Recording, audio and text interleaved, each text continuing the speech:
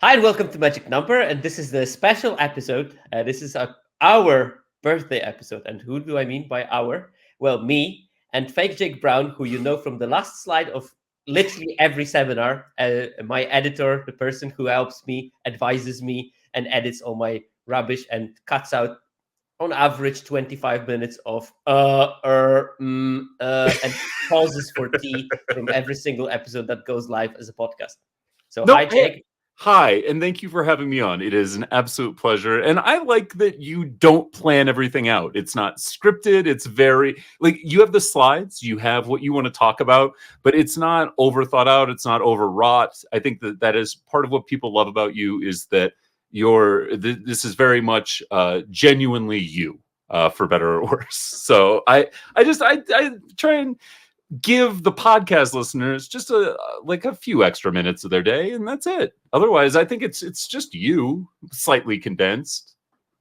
Yeah, that's the second worst compliment I got today. The first one was a comment on Reddit, believe it or not. Oh, perfect. Under the LR episode I recorded yesterday, where someone wrote, "That's one of the best episodes in the last years, especially for Sherkovitz." And I'm like, is that a compliment, or is that just saying that all the other episodes with me were just rubbish? For Reddit, that's kind. That's a win. That is true. I mean, I rarely go there, and I don't know what prompted me to actually try to see the comments under my episode of LR. But I went there, I saw a few, and then I just decided not to scroll down because I know that the worst ones are going to be minus, so I just don't want to know. See, you have to have me as your assistant, just curate the best ones and send them to you in a dossier every day. That would be a very bad science. Also, I just care of my own. I just wanted to know what was the general gist of what people were asking, so that's fine. Hey, Trisky Plays Magic, thanks very much for the birthday wishes. But okay, today we're going to be giving the 2023 limited awards. We're going to give awards to best commons in each color and best uncommon in each color and the most desired cards in each color and stuff like that. And we're going to chat about the year that has passed through the lens of the best limited, or maybe the most annoying limited cards that we've been experiencing at that time, because large part of our life is defined by limited because we play a lot of it. And I assume the listeners of particularly my podcast are slightly limited, tilted in what they play in Magic. So, of course, this podcast is available thanks to my sponsorship from mtgazone.com. Thank you very much for that. And thanks to patrons, of which I have literally numbers of patrons. So thanks to each and every one of them. I could probably go on a short trip and thank each and every one of them personally. But nonetheless, worst vacation ever. I think it would be a great vacation because I have not many, but definitely high quality patrons. So I would enjoy it greatly. And with that out of the way, let's move to our preamble. And the preamble is, if I find the right window, the content creation is the labor of many people that is fronted by the few. And by the way, Jake didn't see a single slide from that presentation as yet. So I kept him in the dark because that's going to be the part of our spiel. He will have to guess which cards are winning each category, and then we're going to talk about them. But Jake has been helping me for ages, and he was absolutely essential. And I know he's helping many other people, most of the time for free because he's dumb. But I hope that... You're not wrong. I hope that at some stage he is going to learn how to monetize people, including me. Although that might end our fruitful collaboration. But Jake at least gets the credit for stuff that he does with me. He can put it on his CV as liberal economy has taught us that, do stuff for free, put it on your CV. Yeah, nice, cool stuff. But there are more people involved, and every single piece of content that's created is literally dozens of people helping, giving ideas, tilting you in the right direction. And one very important person, I think, for my podcast that I have never spoken with, that I have never interacted with, is Jake's wife, who I know is an amazing influence on him. So I would like to especially thank her for being an amazing person. Everything I heard about her was absolutely sweet and caring and knowing when to cattle prod him and the right kind of combination of everything. So I would like to super thank her for being there for Jake and being an amazing person. So yeah, think about people who are behind the scenes of every content creator, not just the narcissistic megalomaniac person that decides to go in front of the camera. Oh my god! I almost got a little weepy there. That's so sweet. You are such a big softie. How did that happen? I'm not big. Right. Let's move to the awards. And as I said, I'm a data person, so lots of our stuff is going to be based on data. And we have selected those categories. So there's a most desired common for each color. And by most desired, I'm talking about ALSA, which commons were picked the earliest. Then there is, of course, the same for the uncommons. Then there is the same for signpost uncommons, which is a separate category, and rare. We're going to talk about the most drafted color across all the formats, about most drafted color pairs across all the formats, just to see general picture of how design in 2023 was. Most drafted format, just to show what people chose with their wallets, because obviously EV is minus. We know that from the last week of Twitter discussions. So the more people draft, the more money they lose on those formats. Doesn't apply to J2S Josh, although he does lose all the money on cosmetics anyway, so they get him this way. Then we will have best cards, and that's not the ones with the lowest ALSA, but the ones that have the highest win rate. For that, every single one of those, I'm going to use my normalized win rate. My normalized win rate is I take win rates from all the sets, I average them so that the win rate is 50% for the average card, and then I can compare them between each set, because it's hard to compare March of the Machines and Lord of the Rings when one of them had 55% win rate on average and the other one had 57. These all numbers are going to be normalized and that way, comparable. And we're going to have the same common, uncommon, signpost, high rarity card, best one drop, best 5+ drop. And I wrote best color pair, but I didn't put it in. So, but we're going to have one bonus category. And potentially, maybe, I don't know, maybe we'll have a special guest as well for the best high rarity card, which is also the best card of the year. If you have my mom joining or something, like what secret "This Is Your Life" do you have planned for me, or is this actual magic content? Because I love that we came up with these when this is your exact list from the group chat. That we started everything, and then I was like, well, I have the silly fun ones. Yeah, but then I had to do them, and I didn't have brain capacity, time, and bandwidth to do that. And I didn't want you to do it, because then you would see all the other slides, and that would spoil the other part. Fair. Chat, you are so spoiled. The fact that this data has been normalized was just an above and beyond thing that no one asked Circuits to do. Absolutely not. No one asked for this. Went above and beyond. Don't worry. So. I have a working document where I have all the cards' normalized win rates at all times. Can't available. Take the compliment. Because that's what you should have in your computer. Normalized cards from every set. Hey, Alex. Hello, Alex. Hey, what's up, Alex? Nitrous Mob understands. Not normalized data can tune out easily. Perfect. So yeah, desirability will be judged on how early people pick a given card based on ALSA. And obviously, before I go further, we only look at the main sets plus Lord of the Rings. So it's going to be 1, Mum, LTR, WoW, and LCI. I'm not doing cons. I'm not doing cons. Sir? Sample size was too small for that. And also, it spoils color pairs because it's a 3-color format. Yeah.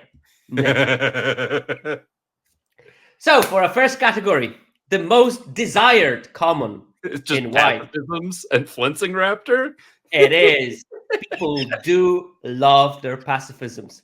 Out of all the white commons, from all the 5 sets. Petrify, Planar Disruption, and Realmbreaker's Grasp, 3 different variants of 2-mana pacifisms are in that list. And the only thing that's not a pacifism is Flensing Raptor, a Winddrake with Toxic 1. And like it's almost like a combat trick, like stapled onto it. You know, a sorcery speed combat trick. Potentially. Those are always in high demand, right? Potentially. I mean, I thought that we were all moving backwards on aura-based quote-unquote removal. And, but here we are. I'm so fascinated to see, like, everybody needs to clock this right now. This is most desired. This isn't necessarily the best, correct?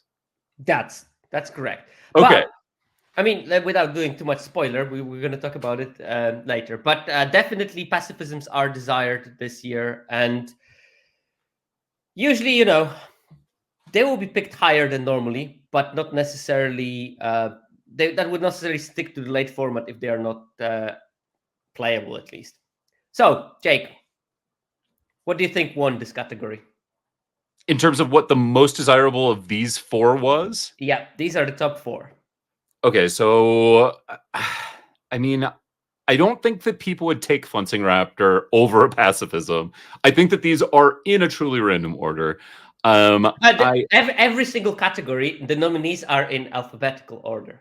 Beautiful. Okay, that took me a lot of time to alphabetize all the cards. Thank you very much. But this way, there is no bias in the order. It's always alphabetic.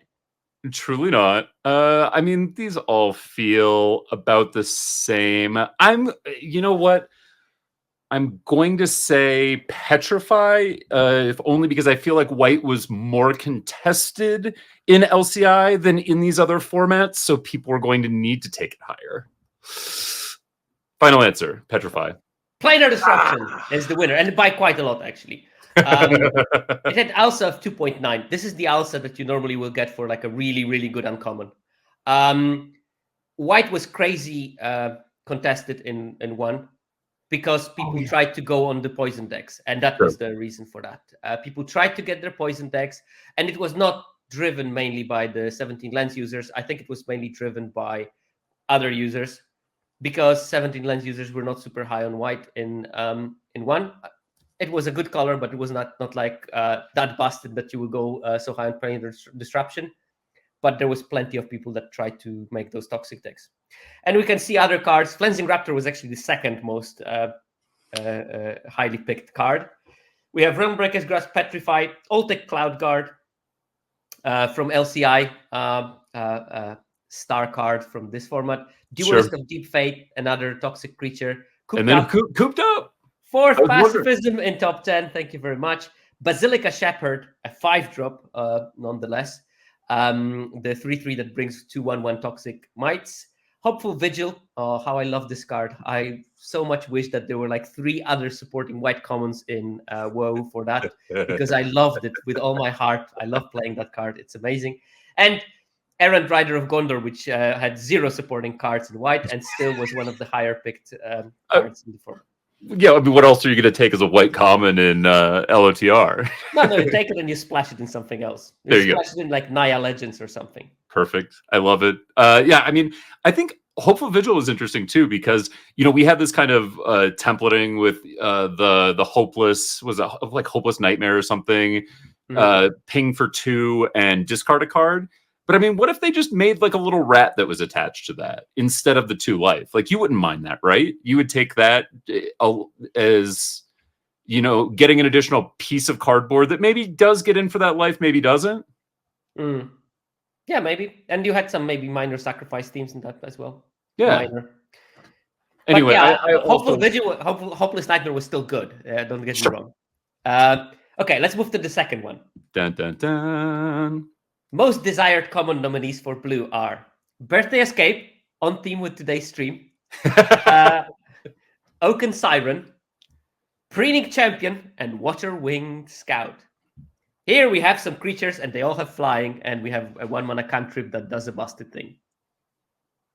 Yeah, I mean, Preening Champion's obvious. I feel like Preening Champion has to be common of the year. I don't I obviously don't know anything because I've been kept in the dark. But if this isn't printing champion, we've been doing it wrong. Okay. It is printing Yeah. champion. It is printing champion. Thank you for one layup. I needed at least a layup. Mark that it's still not picked as highly as the planar disruption was, which is crazy a bit. Yikes. It's still a very high pick. Sure. Also 3.1, planar disruption was 2.9, so 0.2 picks later than. It might be, it might be that Mom cards are slightly biased against in this category because Mom had like 3 rares per pack on average or something. It was actually 1.47 rares per pack. But exaggeration is important in Magic discourse, isn't it? What else do we have? Waterwind Scout and Printing Champion were sort of in the league of their own, with the Alsas of around 3.5. And the rest of the cards were actually not that early picks. You compare that to the white cards, which we saw a bit ago. Then the last card in top 10 was Alsa 4. And here we have the third card on the list as Alsa 4.3. So third card in blue in terms of desirability would not even make top 10 in white, which is something. Then we have Oaken Siren, Ephara's Dispersal, what a card that was. Mesmerizing Doze. Do you even remember what that does? Tap down a creature and proliferate. Correct. But boy, did I ever play that card? I don't remember. It was not great, but I mean, the Simic discourse on Twitter has all been about what does blue get for interaction, and I think you see people here that are just craving, like as far as Dispersal, great card, objectively great card, but Mesmerizing Doze, a stretch higher pick than Lorien Revealed, a multi-format all-star, playable in Vintage. Okay, for the wrong reasons, but I mean, still, Lorien Revealed was an amazing card in that format as well. I mean, it was a great card for any kind of deck that had blue in it. Glorious Gale, another banger from Lord of the Rings. Soothing of Smeagol.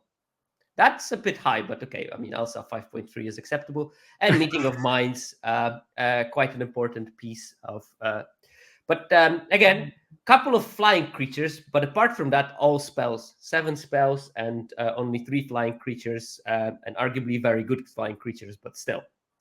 And a lot of ring tempting you. And a lot of ring tempting you, that's true. And as far as Dispersal, that's sort of like ring tempting you. That sure. Yeah, I'll take it. Okay, Black Commons. No creatures at all. No. We have Anoint with Affliction, Candy Grapple, Claim the Precious, and Deadly Derision. If we were giving a best acting award, I think you've already got it in the bag. That was just tremendous. Like, the range you have. Keep in mind that I read the whole Lord of the Rings to my daughter, and I did the voices for everything. Oh, beautiful! Good dad. That's how you do it. That's how you do it. If you're watching at home, get some voice acting involved. All right. So out of these, I mean, look, we're just what are we looking at here?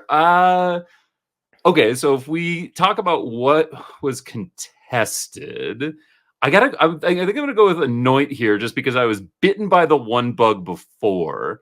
So I'm gonna guess that people needed, if they were gonna get in black, they wanted a good exile removal. And Claim the Precious is my fallback answer. It's so much Claim the Precious.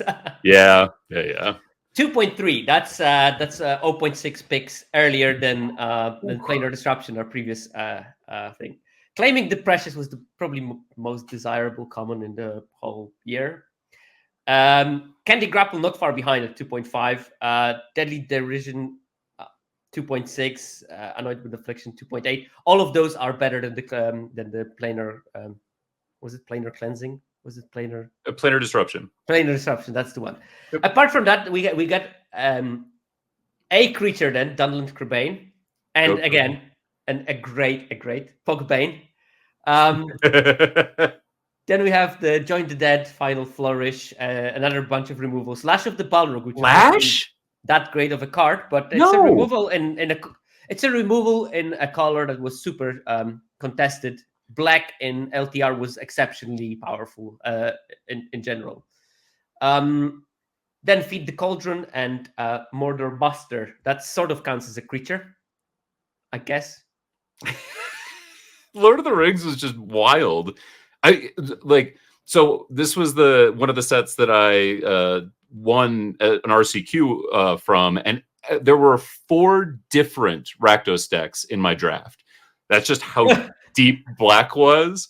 So yeah, I mean, it's just hard to believe that we were all picking black this highly. In that pod, I would have been so good drafting my Frodos and Samwises and playing green tiny legends. Oh yeah, it was. I think everyone got that brainworm of, all right, Rakdos, and then there was there was some Izzet too. Don't get me wrong, Izzet was fine, but wow, this is just Dimir was good. Yeah, Dimir, if you wanted to play the longer game, yeah, this is just, man. Lash of the Balrog, that stands out to me. Is we haven't seen these effects be great this year, but you had to fight for it. Interesting.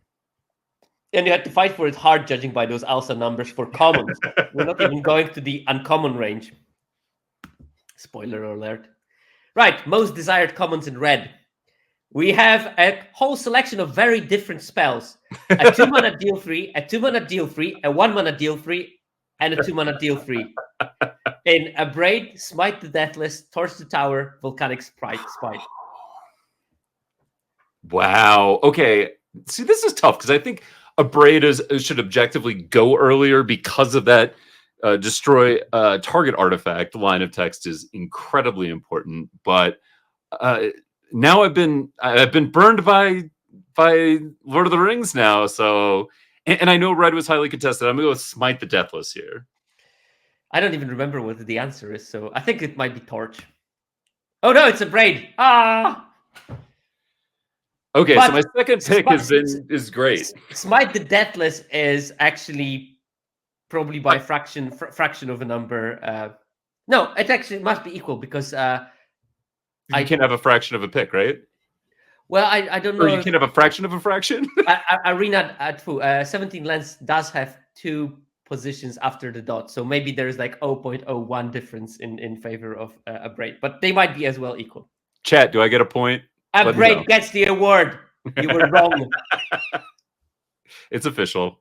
I get it. It's already been submitted to the Academy. Wait, so. I'm going to consult it with the Excel sheet.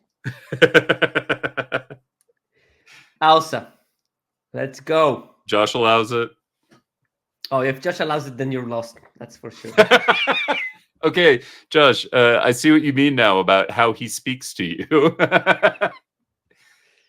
Okay, so while you're looking that up, so we've got Abrade 2.69, Smite the Deathless 2.74. Okay, well, so this was just a rounding error. No, I just don't.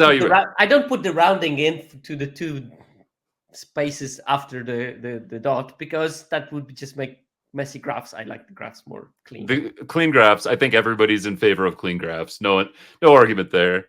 What else do we have there? Volt Charge, which is a 3-mana deal 4. That's a different, completely different mechanism than all the other 3 cards I mentioned. Hex Gold Slash, 1-mana deal 2 or those 4. are neck and neck, same set, right? Cut in 4-mana deal 4. As you can see, direct damage spells are highly desired by the players, and there is something in it. And then we have Rally at the 3 dots, which I assume only can mean Hornburg. At ALSA 4, definitely not the capital. The first creature on the list, even though it's not a creature, it's also a spell which was part of its charm. But 2 mana, sort of 2 haste, great card. I absolutely loved it. One of my favorite cards of this year, at common at least. And then we have Ratcatcher Trainee, another creature, really good, and Plundering Pirate. That is a bit of a surprise to me. I went to go hit Scryfall. I was like, do I remember what Plundering Pirate is? Because this it's a 3-mana 3/2 makes a trash. Yeah, from LCI. Yeah, we have to possibly mark that it's significantly behind everything else. So Sure. the other ones finish it around also 4. This one has 4.6. It goes into a sort of different category of these cards that you will get in the draft. But Yeah, I'm sure it's we have a real like Abrade Smite the Deathless situation going on with Plundering Pirate, and then everything else right next to it that just is to the right. it's probably there's a like large chunk of things behind it lining up for that top 10. But no, Plundering Pirate beat off a stiff competition and is in top 10. Can we just make a note to edit out the beat off a stiff competition? You Okay, think I great. did it? You think I said it as a slip of a tongue? This is amazing.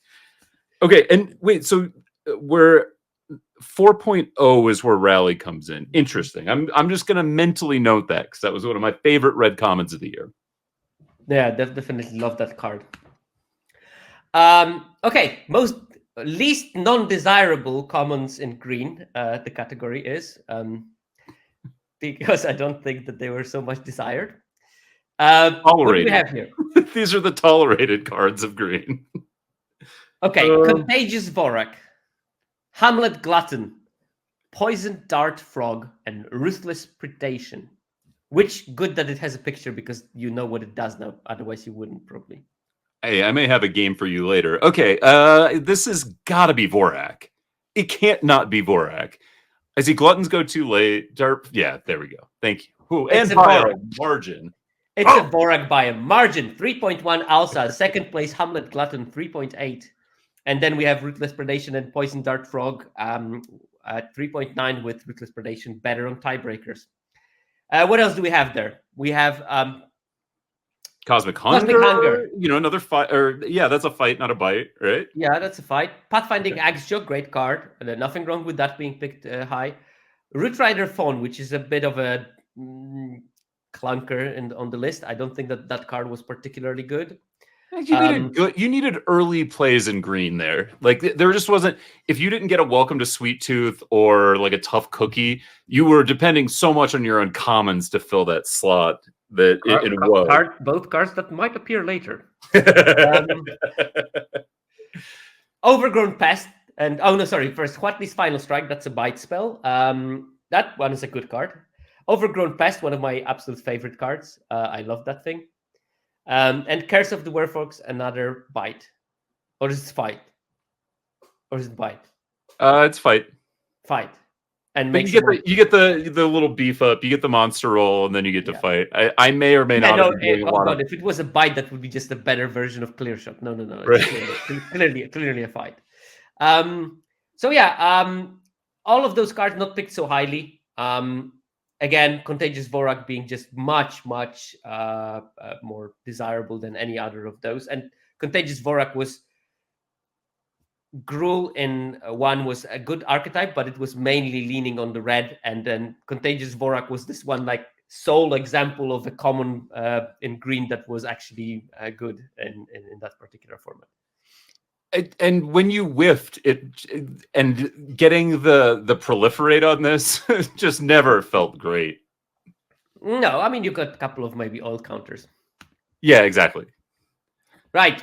We move to the uncommons and their desirability. We have 4 of them, and all of them are sort of creatures. Number 1, we have Gandalf, Friend of the Shire, the 4-mana Gandalf from Lord of the Rings. Number 2, we have Spyless Siren, a 1-drop that makes a map and has flying and is a 1/1. Zerek's Strobe Knight, 3-mana 2/2 flying vigilance that very frequently made 2/2 knights from my experience in March of the Machine. And Zoetic Glyph, the 3-mana menace of the format, basically enchantment that makes your Oaken Siren into a killing machine with vigilance, and then dies into finding another Oaken Siren or something. This is tough. If it was the Gen Pop and not 17 lands users, I'd be tempted to say Gandalf. I think wait. It is a Gen Pop because ALSA is based on data from every user. Sure. Doesn't have anything to do with 17 lands users. The desirability is the people, all of them. Great point. Do I want? I feel like people massively overrated Gandalf, but I also think that Oh, I wonder how long it took for word to spread that Zoetic Glyph was essentially an extra rare in your pack, because I know I was on it day one of the format, but I wonder if there's just a lag there. I am going to take Spyglass Siren, knowing in my heart the real answer is Glyph. I mean, Siren is the card that I love the most from that list.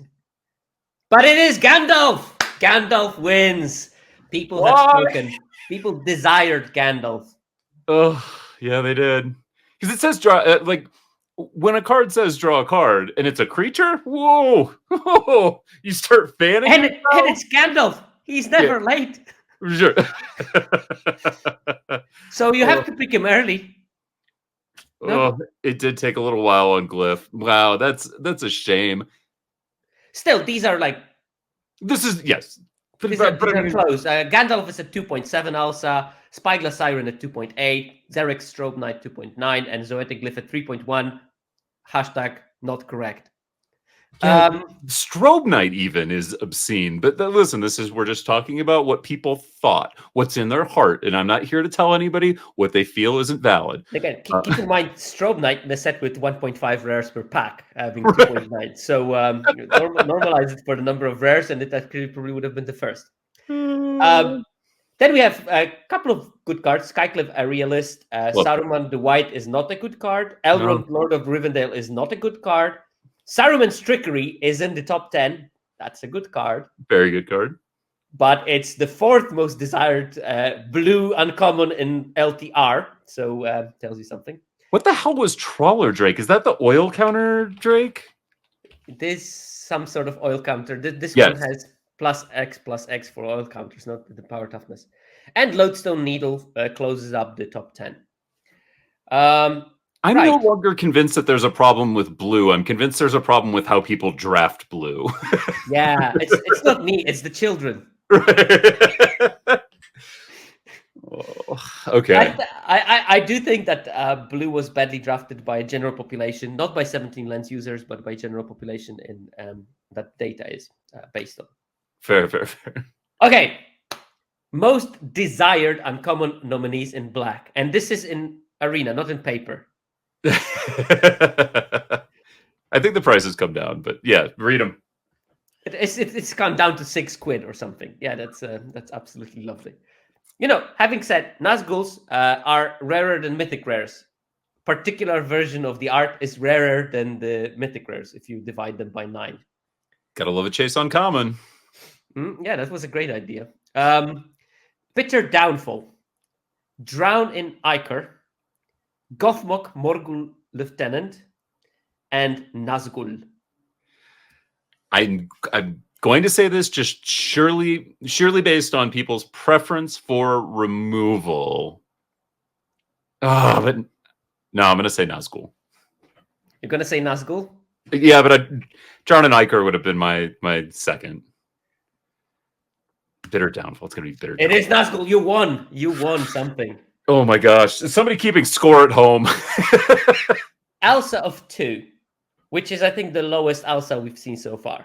And Drown in Ichor, Bitter Downfall, 2.2. Not far behind, honestly. Especially that Nazgul, I think, objectively was a much more powerful card than either of the two.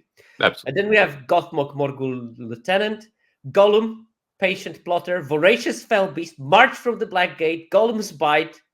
You see a certain trend there in the so far we read 8 cards and 7 of them are from Lord of the Rings. 7 uncommons. And they are all such high picks. This is insane. Taken by Nightmares. And Chupacabra Echo, my homie. I love that card as well. It's so good. Do you know what's interesting? I didn't think about this. So you're our Lord of the Rings expert in this episode. Do you think about it as a particularly dark story where if you were to create a set around it, you would have heavily balanced everything as making black the strongest?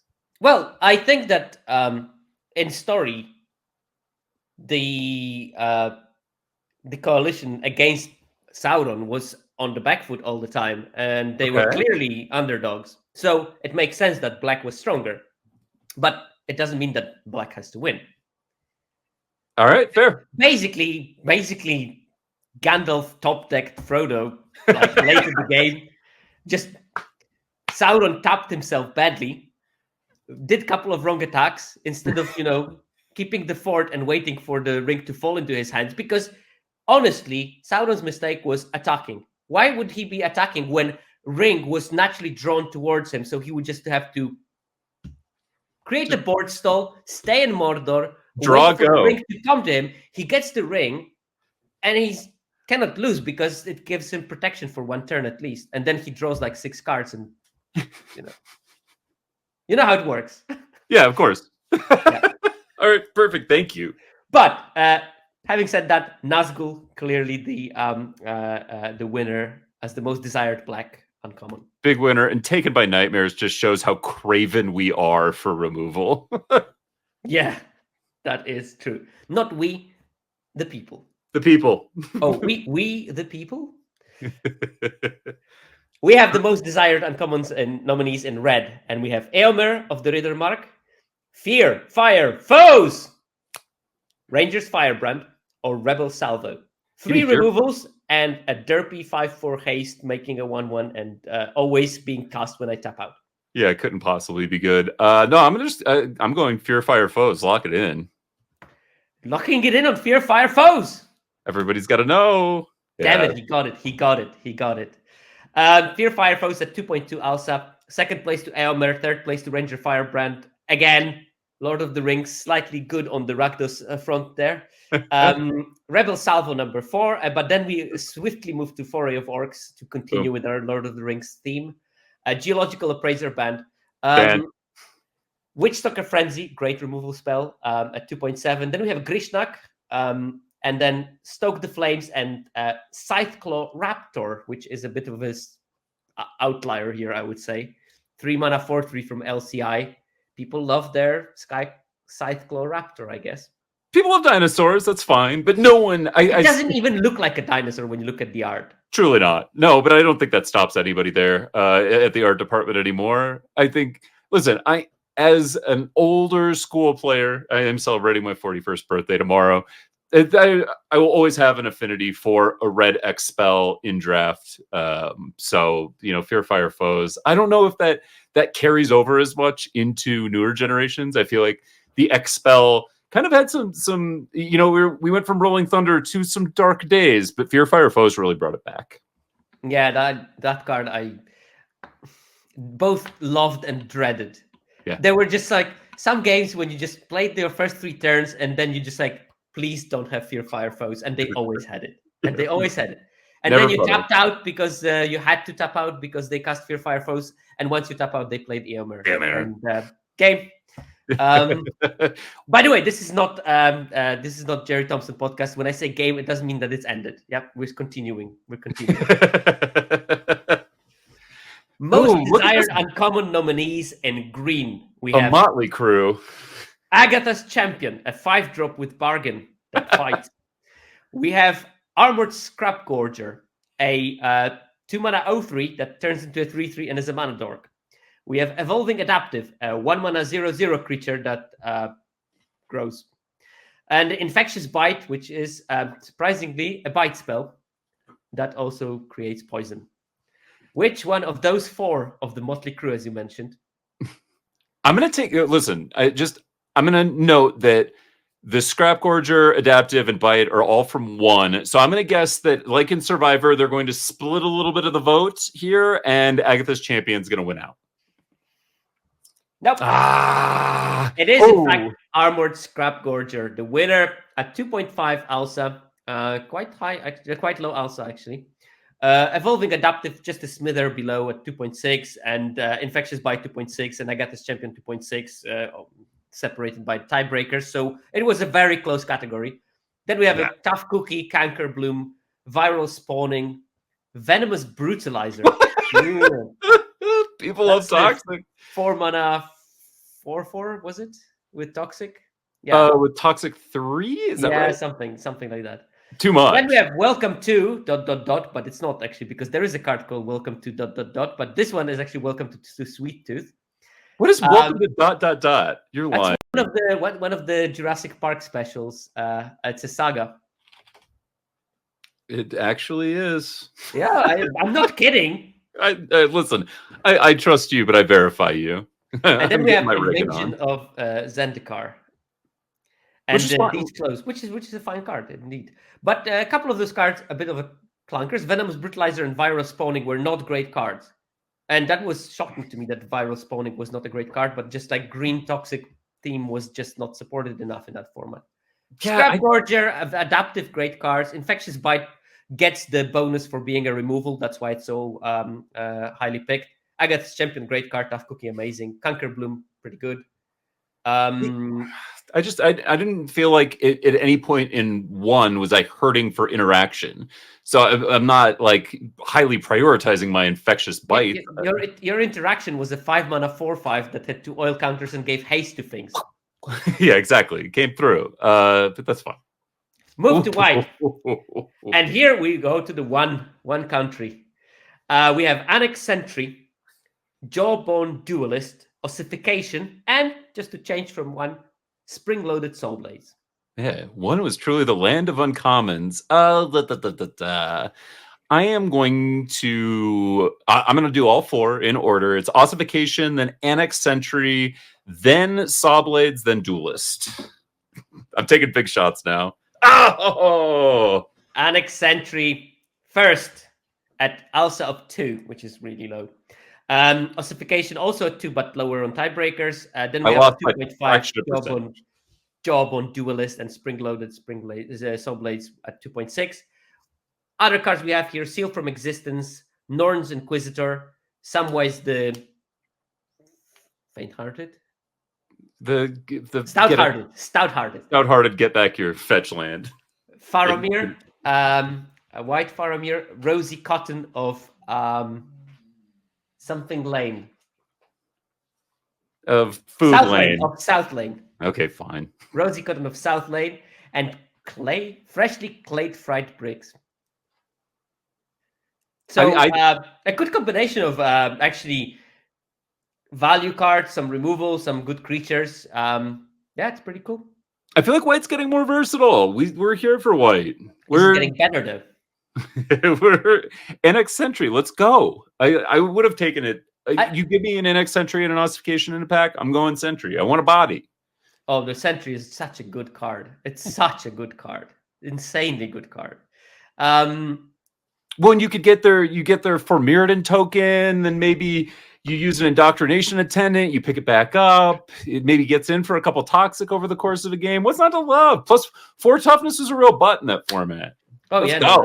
No. I love that card. I love that card dearly. But I think that part of the diversity of the cards in white that we see here is the problem of the color that's too often split between control and aggro, and it never has a coherent single strategy in it. So that's a bit of a problem that white has. It was especially in like Lord of the Rings when it was half of the cards were not working with the other half of the cards. And Rosy shout out to Norn's Inquisitor, who's leading the true path of vengeance. Norn's Inquisitor, which was basically working with itself, and then who needs anything extra when you put so many bodies for 2 mana?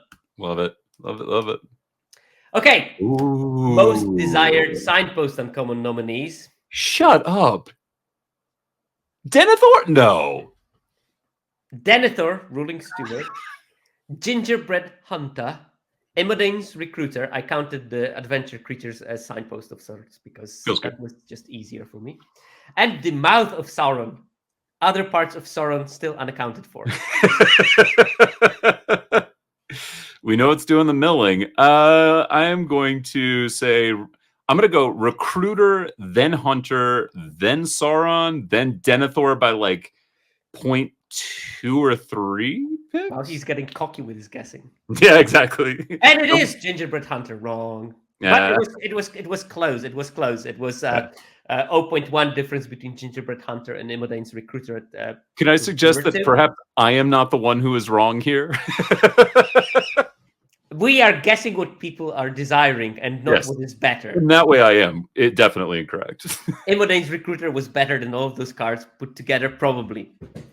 As shown by its credentials as a multi-format star.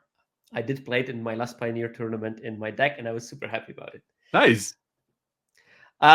Three, nonetheless. Other cards we have there: Vivisection Evangelist. That's a card that you would definitely not put if in the top five of the most desired signposts and commons. That's the 5 mana 4/4 with vigilance from Phyrexia LB1. Oh, and if corrupted, kill a Yeah, creature. exactly. Yeah. Thank you. Then we have Greta, Sweet Tooth Scourge, Shrouded Shepherd. That's the black and white adventure creature that gives -1/-1 to all creatures of the opponent. Mauhur, Uruk High Captain. Just a symptom of how desirable Rakdos was in Lord of the Rings. Cinderclash Ravager. That should be way higher. Amen. Necrogen Rot Priest. That should be way lower. Yeah, I was about to say that's gnarly. Okay, I figured that there would be less of a gap in between some of those.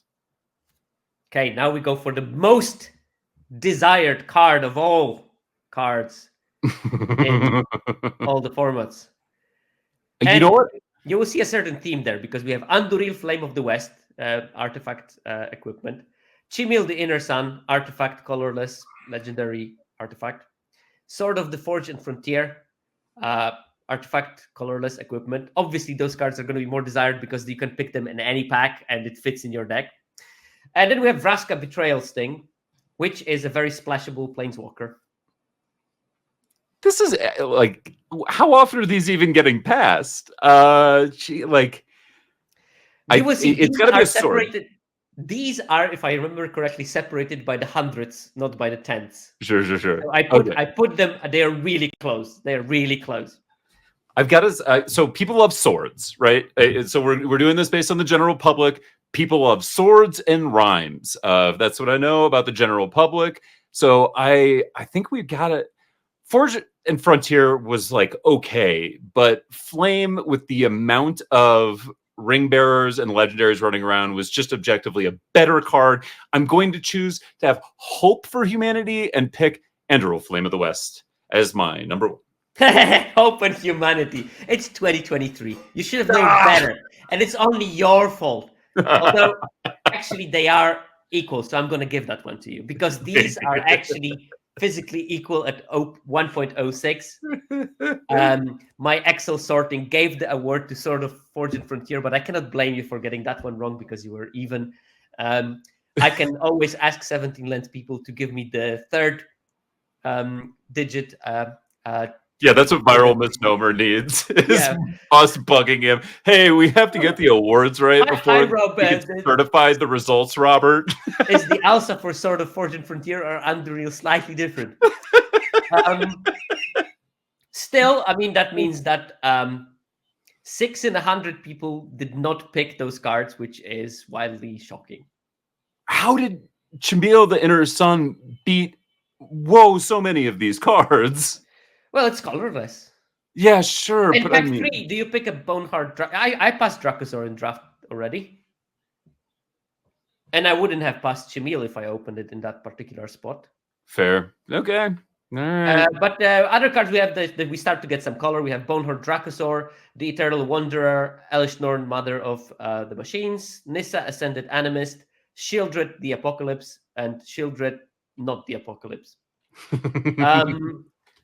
You see a certain theme: big, 5-color, colorful legends, planeswalkers, expensive top end, usually at Mythic. I think all of them are actually on Mythic, except for maybe Eternal Wanderer. Yeah, Eternal Wanderer is the only non. Which should have been, by the way. But that's a different story. Yep. So the most desired card of 2023 is Sword of the Forge Frontier and Anduril, Flame of the West also.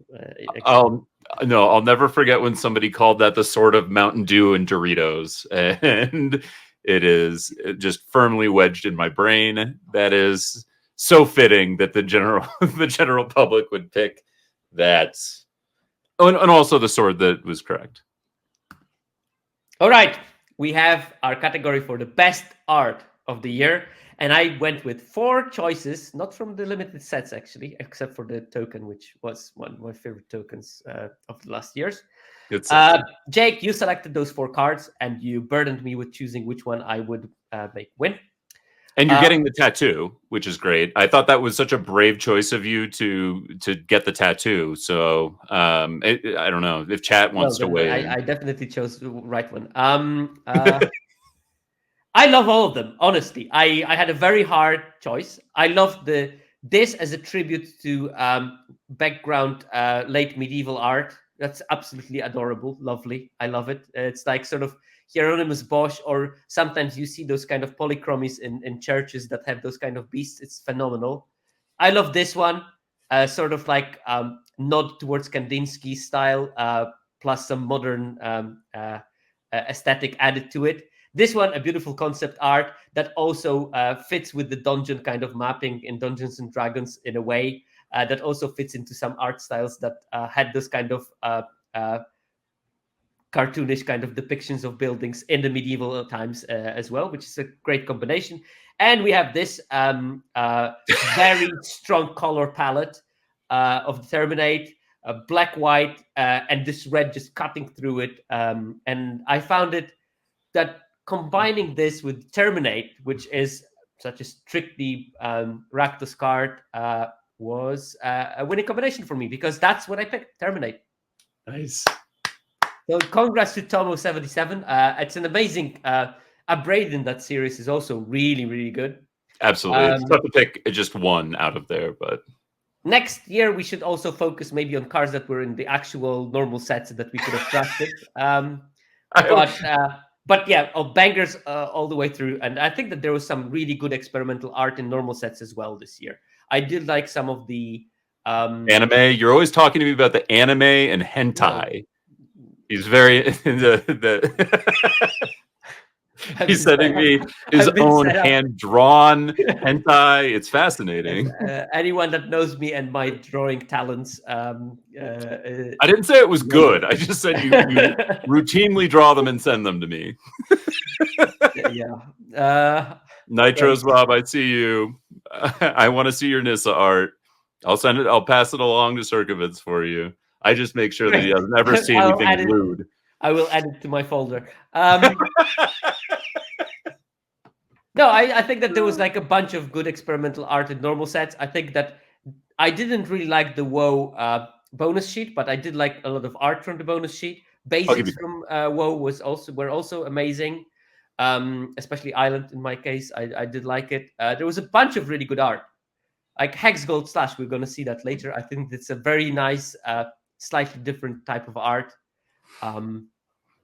Yeah, it is nice to kind of move away from a lot of the, like in the 90s and like early aughts, that it felt everything was very much trapped in that old D&D style fantasy art, and now we're very much drifting out and away from that. And I think it's a welcome change. I don't think that we have to get rid of all of that fantasy art. I think that it can coexist, and I'm very grateful to Universes Beyond just for introducing some new art styles into the game, because I think it's permeating into traditional sets now as well, and people are less kind of anyway, welcome to the arts show. and still after 30 years, my favorite all-time art for Magic card is Stasis. It's just amazing. Truly. Stacks for perverts. Okay. Most drafted color. This is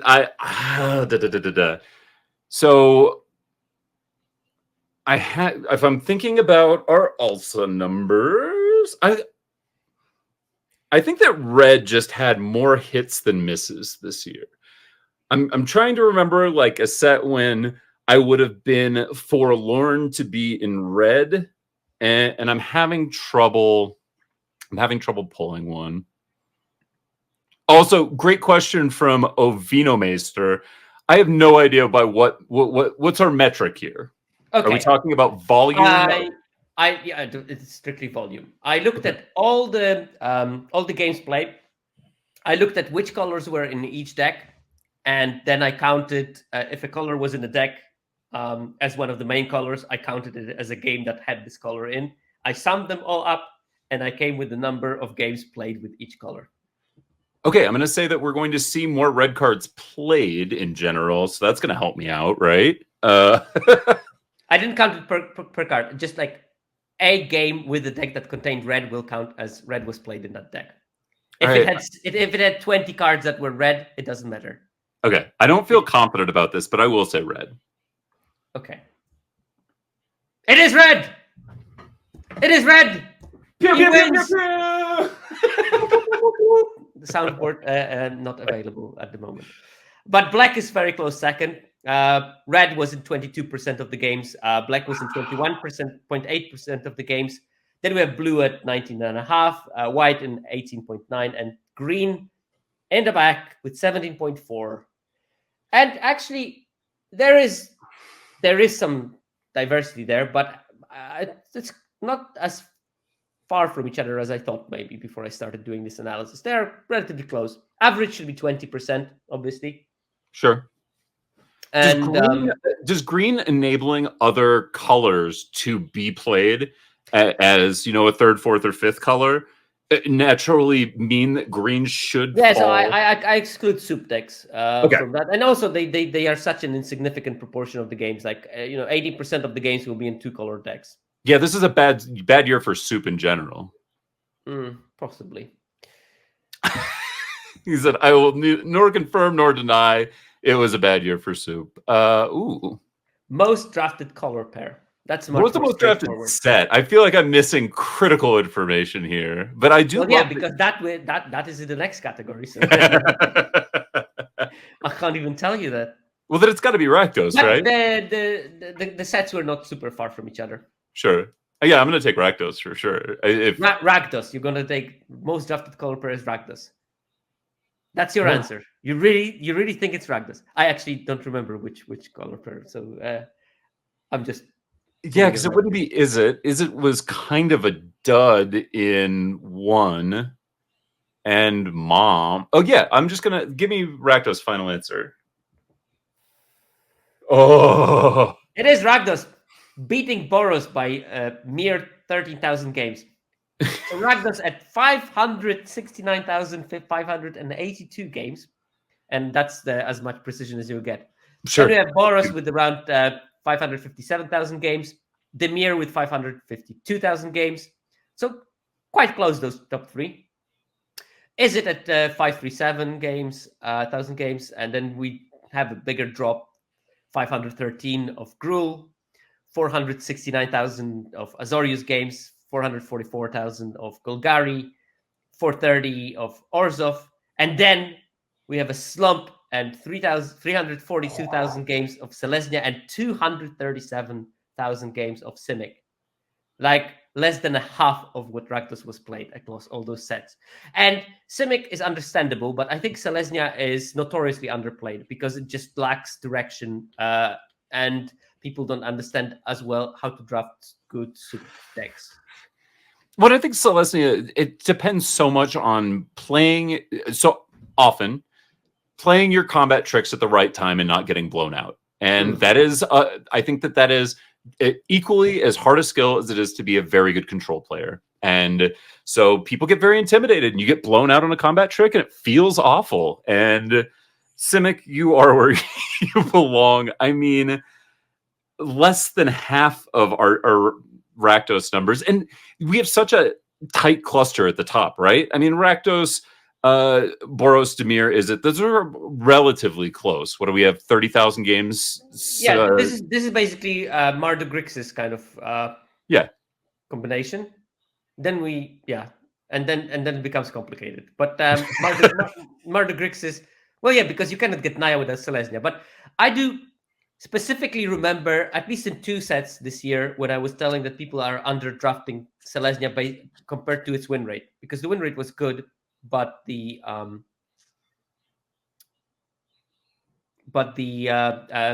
play rate was very low, and including Lost Caverns, where Selesnya is decent. It's not great, it's decent, but it's definitely played much less than any other color combination, except for Simic. Simic, another problem. That's a problem child. I think that what blue and green's color identity is right now is incompatible within each other and also incompatible with the style of the card design, especially in this year. Well, and I think that soup used to be better when there was less emphasis on synergy, right? If we're just playing cards that have good rates and don't necessarily rely on each other pre-fire design, then it's great to be able to take a powerful card late. But now it seems like the advantage that Simic gives you in terms of like fixing and not running out of gas is a little bit mitigated. And I know that this doesn't count soup. I know we're not talking about soup right now, but I think that,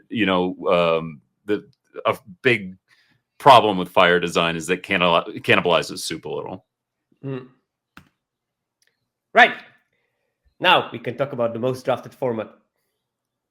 I can't do any of the cool voices, unfortunately, but I can't imagine that it's not Lord of the Rings. I feel like we had a big gap where Lord of the Rings was the most available format. It was incredibly popular, brought new people in. I certainly had people in my life that hit me up and said, "Hi, what's Magic?" And I need to know because Lord of the Rings. That was it. That was the Keep in conversation. mind, this is the most played by the 17 lens users. So you don't get those people that came to play only Lord of the Rings because they probably are not invested enough. I mean, I felt like there were a lot of cards that people wanted. I don't know what the crossover is between limited and constructed audiences. I have to think it was Lord of the Rings. It was a cool set. It had a ton of replayability for me. Not every archetype worked. Again, Simic, I'm looking at you, but yeah, I'm gonna go Lord of the Rings here. Mum's the word. Mum's the word. Oh. 1.3 million games logged in on 17 lens for Mum. 1.26 million games logged in for WoW, and only around million for Lord of the Rings. 950,000 for one, and 780,000 for LCI. Although the format is still not completed, so it's a bit unfair to compare it because it will run until February, I guess. So there still will be probably a couple of 100,000 games added to that. This is interesting. So, I mean, you have a theory? Lord of the Rings was also in the middle of summer where play rates are usually lower. Good point. I forgot about the fact that people have lives and don't just sit and degenerately draft like we do. Or I do. Well, I mean, 17 lens user might, but there is at least a small fraction of 17 lens users who do have summer holiday. I mean, I would be interested to know what impact a bonus sheet had on this, because I would rather, I'm speaking personally, I would rather draft a set where I'm going to get more gems out of it. I know that I will just have, it's almost like that I can win at a less effective rate and still generate value. There's a theory. Mom and Will both bonus sheet sets, right?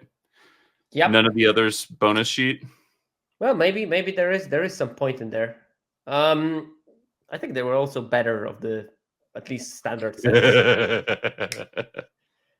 Right. We move from the most desired to the best, actually. Now we can talk about card quality. We don't have to say why is still this not in the pack, or things like that. We can actually look at which cards were the most powerful cards in. I can tamp down my outrage. So best common in black. Nominee: Claim the Precious, Deadly Derision, Gunland Crebain, and the Torment of Gollum. This is tough. I will, for normalized win rate, I think I'm going to take Claim the Precious here just because it says the ring tempts you. And the answer is Claim the Precious because the ring tempts you. Also, that card was just great. Yeah. Aligned with the format very well. It killed like big armies and was a good, control point for not getting amassed out of the game. 53.8% win rate. That is a normalized one, so the average will be 50. So everything above 50 is pretty good in this. We are used to seeing 58% win rates, but this is when the average is 55, 56. So 50, almost 54 in this case, is a lot for a common. That's on my grade, because I also put A, B, C, D, F grades for those cards based on how their win rates are distributed. On my grade, this is roughly a B, approaching B+. For a common, that's a lot. B, approaching B plus. That's a lot for a humble common. Then we have Deadly Derision, which actually maybe is a bit surprising that was so good, but the card it's really strong. At Dunlop, least find a piece of cardboard, right? Mhm. It generates a treasure token, Yeah, and yeah. I think that's one thing we've learned. And instant speed also. I mean, unlike its previous version. Great Uh, point. Dunlop Crabane, very close at 53.2. Then we have Torment of Golem at 53. And then we have a side drop of Candy Grapple, Hopeless Nightmare, 52.5, 52 and a 3. Shellop's Ambush, card that was definitely overperforming and shows how powerful combat tricks are in the modern version of Magic. Annoyed with Deflection, 52-ish. Final Flourish and Uruk-hai Berserker at 51.6. So we have a bunch of removal. We have the Final Flourish, Anoint, Candy Grapple, Deadly Derision, Claim the Precious. A couple of like value creatures, Crabane, Torment of Golem, and Uruk-hai Berserker, and a lonely, Hopeless Nightmare that is just a very weird but fun card to play. Yeah, you Value needed a engine, I bargain guess. enabler. It's Exactly. bargain fodder. It's value and attrition, I guess. There you go. Ish. And Shell Up Ambush, obviously a trick that does a bit more than just tricking. God, it was such a lovely thing when I played Shellop's Ambush on my Orcish Bowmaster in response to opponent's Lorien revealed. Oh, all right. Well, I didn't know I was going to have to report a crime today, but See, Ooh. this is the art that I like. Hex Gold Slash, lovely art. It's in theme, but somehow different, which is great. Anyway, we have the best common nominee for red: Chimney Rabble, Hex Gold Slash, Rally at the Hornburg, and Torch the Tower. Again, I think it's really tough knowing that these are going to be normalized, but I think that Rally was a really unique card. I'm creating 2 hasty creatures. I have to go with Rally here. Okay, let's try. Oh, Chimney Rabble! 4 mana, 3/3, make a 1/1 haste. How far is that from Rally at the Hornburg? It's just like a bigger version of it. It's the big brother. Yeah. Yeah. It's a 3/3 and a 1/1, and at least part of it has haste. Card was a big surprise, I think. I mean, people thought that it's okay, but no one thought how busted that card was in that particular format. It was just great. It was notoriously underdrafted. As you see, we didn't see it in top 10 most desirable red cards. And yet we see it at the top of the normalized win rate. And cards from that set were in that top 10 list. That's showing that desirability doesn't mean that it's the winning. But second place is Rally of the Hornburg, 53.4. Chimney Rebel is at 53.8, by the way. Then we have Torch the Tower and Hex Gold Slash. Similar cards and exactly the same win rate of 52.9. What else we have? Barbed Butterfist for Mirrodin equipment. Flick a coin. Pink, draw a card, make a treasure. So many things for such a small card. Furthest Strider, the 4/5 5-mana 5-drop, which is, it's amazing to see a 5-drop that high in the win rate. Red. Yeah, in red nonetheless. Cut in, Volcanic Spite, and Axiom Engraver close up the top 10 at around 51.8, 51.5. So yeah, good selection of creatures and removal spells. Really, that's what red wants to be doing most of the time, and that fits with the design that we currently have, I think. Sure. I feel like this was with Chimney Rabble and Rally, we didn't really have like go wide payoffs for these. So it's just like, hey, we're going to give you a little bit of value, give you bodies. And the payoff is you have haste and you go wide. I mean, you don't need to... Haste is the payoff. There you go. Yeah, haste. Look at the Aylmer as well. I mean, similar thing. Just much better. Right. Best common nominees for green. Contagious Gorak, Lattice Blade Mantis, Pathfinding Axejaw, and Staggering Size. 2 cards from 1, 2 cards from LCI.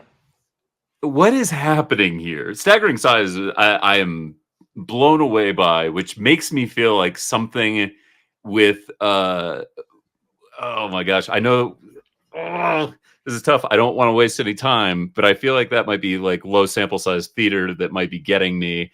I'm gonna just double down on Vorak. It was right last time. Let me see it again. Sometimes desirability means quality. I mean, Yes. look at that number, 53.9. That's a B level common. It's amazing, and it's head and shoulders above anything else that was green this year. And let's note that those shoulders are gnarly. Those shoulders had tentacles. You know how I love those. Again, you with the tentacles. We can't get away from it, but that's fine. That's fine. Vorak almost 54% normalized win rate, and Pathfinding Axjo 51.6. That's a big difference. That's a big drop. If you look at the previous cards, 51.6 was just at the end of top 10 for red, just at the end of top 10 for black. Here it makes a second place. And then we have like Lapis Blade Mantis, Staggering Size, Poison Dart Frog, Huatli's Final Strike, Hamlet Glutton, Ruthless Predation, Armored Kincaller, and Cavern Stomper. All of them roughly between 50.5 and 51.5. Huatli's Final Strike actually won one of my fake awards, which was Best Celebrity Lookalike as a ambuscade. Wait, or ambuscade. I will switch it. So we got put it back on. So a functional reprint of Ambuscade. We also had functional reprints of a couple other cards this year. We had Cosmium Blast as like a Divine Arrow. We had no Divine Arrow, because there was more of that.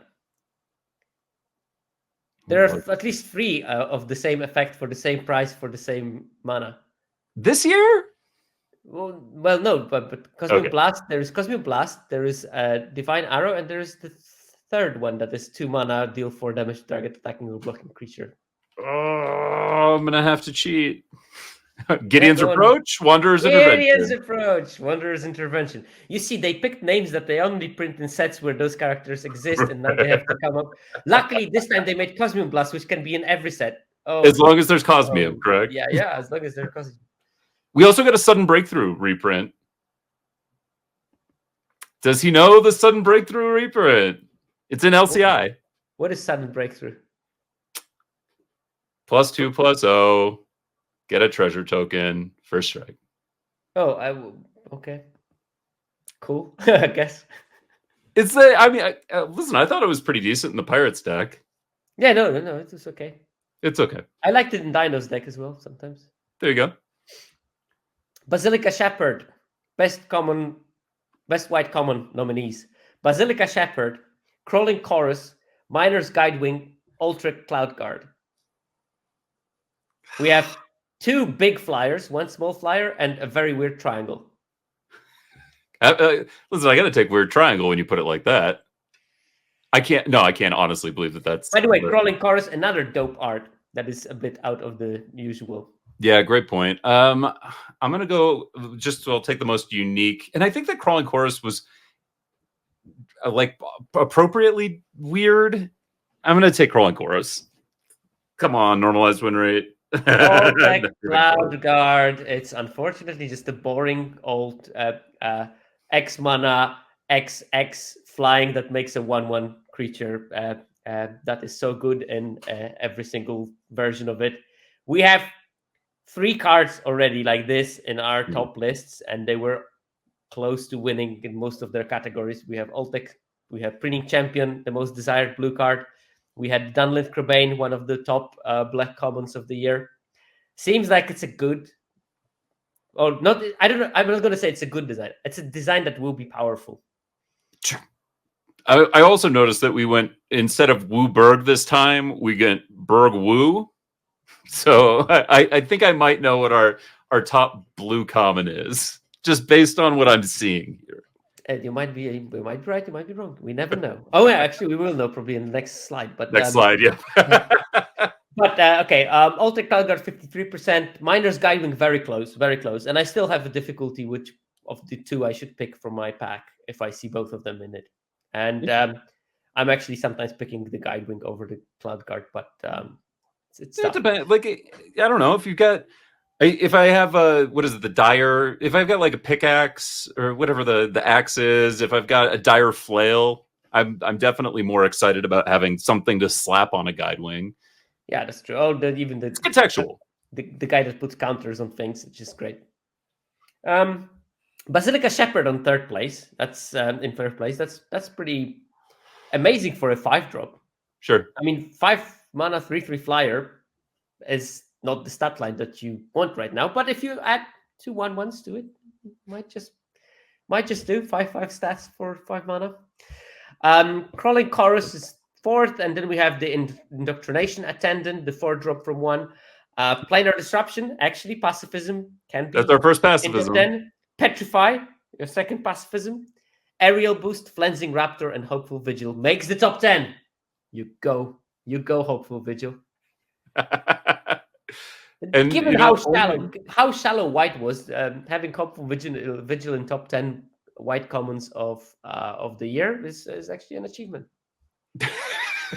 Fair. How shallow it was in WoW, not in general, but yeah. Clearly, white was good in LCI and in one. You can see that from the data. Aerial Boost is the only white card that makes it from MUM, for example, and nothing in white makes it from Lord of the Rings, almost as if it didn't exist. No. Gondor didn't deliver. Where was Gondor when I was trying to draft white in? Best blue common nominees. We have Aphara's Dispersal. We have Eyes of Gitaxias. And we have Preening Champion. And we have Waterwind Scout. So this, for me, is between probably Eyes of Gitaxias and Waterwind Scout. No, just kidding. It's Preening Champion. It's got to be Preening Champion by a Preening Champion mile. It's flying so high, it might just Icarus. So you say that the 1/1 is better than a map. It's wild. It is Preening Champion. 55%? 55% normalized win rate. It's actually A- in my grading, which is one of the 2 commons in the last 2 years that achieved the grade of A as a common. The other one was this little well-known guy called Inspiring Overseer. You might have heard it before. Actually, I think Overseer is just slightly higher in this normalized win rate than Preening Champion is, but it is amazing. Hey, Lola, man, thanks for the birthday wishes, and hi, Metal Mario, as well in the chat. We are reading what you're writing. We will not always, in our shenanigans, we don't always give enough love to the chat, but who could say no to just Lola Man's happy birthday wishes? Yeah, it's our shenanigans that are the problem. Our shenanigans. Inspiring Overseer, Lola. Inspiring Overseer is the second A common in the last 2 years, because I have only this data for the last 2 years, since Midnight Hunt, basically. So Preening Champion, 55% win rate. And then second place, Aphara's Dispersal, actually, at 53.2. And you can see that blue was really strong in MUM. I mean, you have the Preening Champion, Aphara's Dispersal, Eyes of Gitaxias make the number 4 position at 52. Waterwind Scout still beats it by 0.4 percentage points. Oh, Birthday Escape, Assimilate Essence, Pogwork Wrestler makes the list. Oaken Siren makes the list. Cyber Cryptomancer, that was a bit of a surprising card for me, but clearly makes the top 10. And Glorious Gale also closes up top 10 at 51.8. And these look like these are low numbers, but actually they are high. It's just the Preening Champion is so above everything else. Yeah. And I didn't standardize the axes because I couldn't be bothered. Also, this, I feel very vindicated on Eyes. This was an incredibly contentious card in our Pro Tour testing. I have some people I need to send this slide to. Did the Eyes have it? I appreciate that. It took me a second. We move on to uncommons. That's where the true power is located. We have 4 red uncommons to choose from as our nominees. Eomer of the Riddermark, Fear Fire Foes, Grishnak, the Brash Instigator, and Rebel Salvo. I'm going to take Fear Fire Foes for 100. And you're going to get Eomer for 5 in your face. Oh, devastating. Eomer, 55.1, just 0.1% better normalized win rate than a Preening Champion has, which is something. Yeah. It is close. It is close though. Fear Fire Foes just 54.9, so 0.2 percentage point difference. Rebel Salvo really good at 54.5. I mean, these are numbers. These are B plus, A minus level cards. All three of those. And then we have Grishnak Brash Instigator at 53.8. So there's a bit of a drop there. Geological Appraiser 53.5. Twisted Fealty, Rangers Firebrand, Witch Stalkers, Frenzy, Foray of Orcs, and Furnace Rains. Now, one thing I would like to stress in this top 10 list, there are 3 steel effects. There is Grishnak, there is Twisted Fealty, and Furnace Rains. All of them make top 10 red uncommons of the year. And not all Twisted Fealty, there's not like much sacrifice mechanics. It's just good on its own right as a steel and the whatever. Grishnak also steal and just that's enough to finish the game. I think that the Act of Treason effects were for a long time just like a throw-in garbage uncommon, and they all of a sudden became premium in most of the sets. I mean, the big takeaway I have from here is that with Grishnath, you get a body. You're getting Twisted Fealty. You're leaving behind a roll token. Furnace Rains would even get you a treasure occasionally if you manage to hit. And so, a quick aside, maybe you can help me. So, wouldn't your game in hand win rate go up if you're? No, I always get confused about how the active treason effects work, because if you cast it, then naturally you're only casting it when you're in position to probably win the game, right? Yeah, casting, but this isn't. This is just having it in hand. Game in hand. Yeah, it doesn't matter if you can cast it or not cast it. Yeah. All Otherwise, right, it would be a rubbish metric. Because of that, I mean, yeah, if you cast, I'm thinking of IWD door to nothingness, and you activate it, you won. So. Yeah, I listen. I've been a big fan of active treason effects since Ikoria. Actually, I really like that deck. Then, of course, a lot better sack outlets. But yeah, I think just being able to get early bodies out there and then turn the corner and steal their big stabilizer always rules.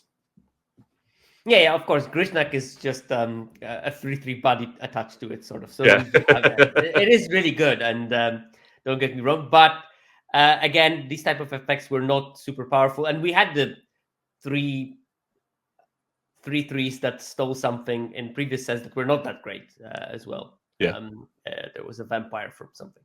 Right.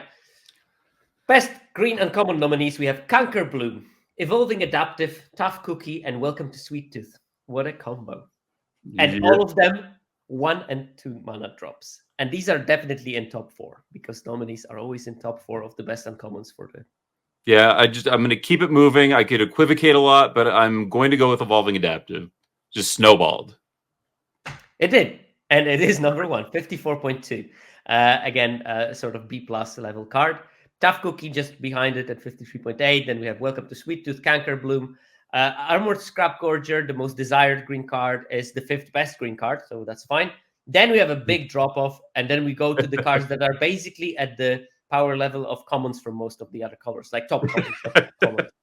We have Royal Treatment, Cenodi Scout, Tyver Stand, Incubation Sack, and Tandem Takedown. And this, again, green commons were well below par for all the commons except for the Vorak, and green uncommons slightly deeper, but only 5 of them are proper top 10 level for the other colors, and the 6 to 10 positions are not in the same level, basically. Sure. And also, go ahead. No, you go.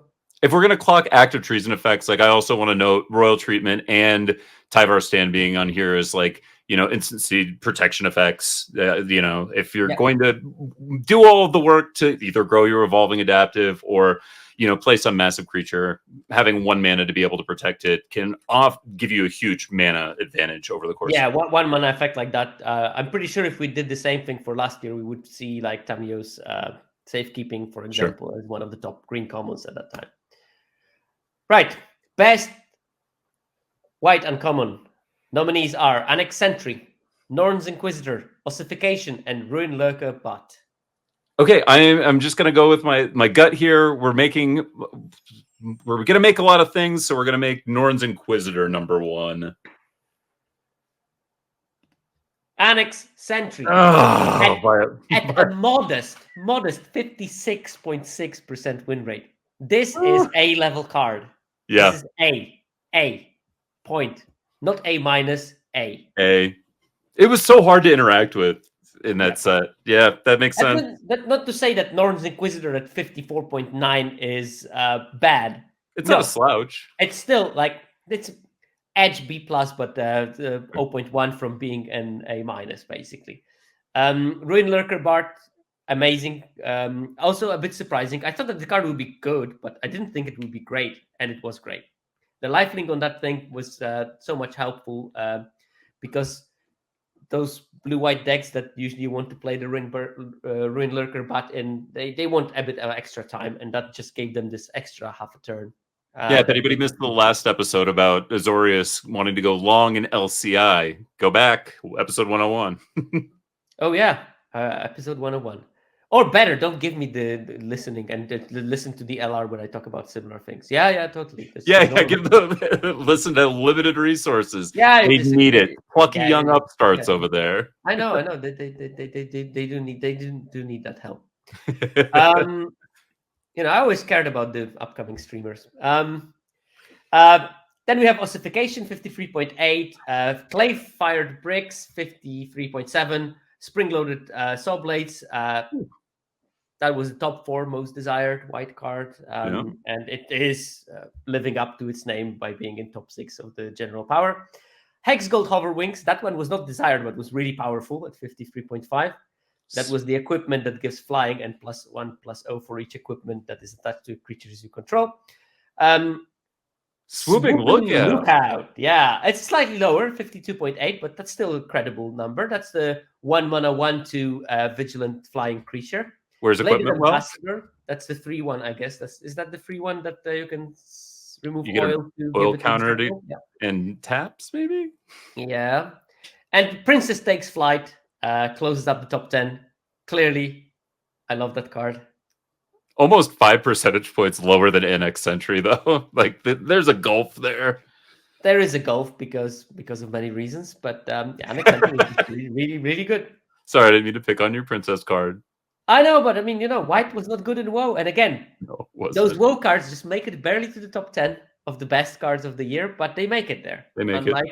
Unlike March of the Machine cards, which, Northern Inquisitor made it. But that thing was just different. Okay, best blue uncommon. We have Saruman's Trickery, Spyglass Siren, Staunch Crewmate, and Zoetic Glyph. A bit of LCI here. Yeah. And LCI. I'm going to take Glyph. I want Glyph. You want Glyph? Come on, Glyph. I needed that. It is a Glyph. 56.6. Again, A-level card. Spyglass Siren, 56%. A-level card. Saruman's Trickery, 55.2. A- level card. And then Staunch Crewmate drops off to 54, which is still quite amazing.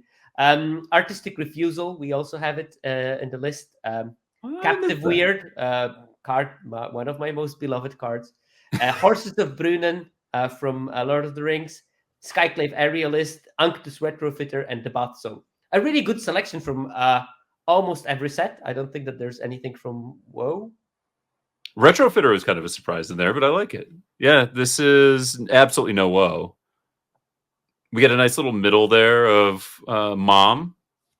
Refusal, I think, was a card that people were a little slow on the uptake on, and then once people started playing around at the end of the format, it felt worse. Saruman's Trickery was the card that people were very slow on uptake for, because that card was never given enough credit. It was not in top 10 desirables, if I remember, or it was just barely in it.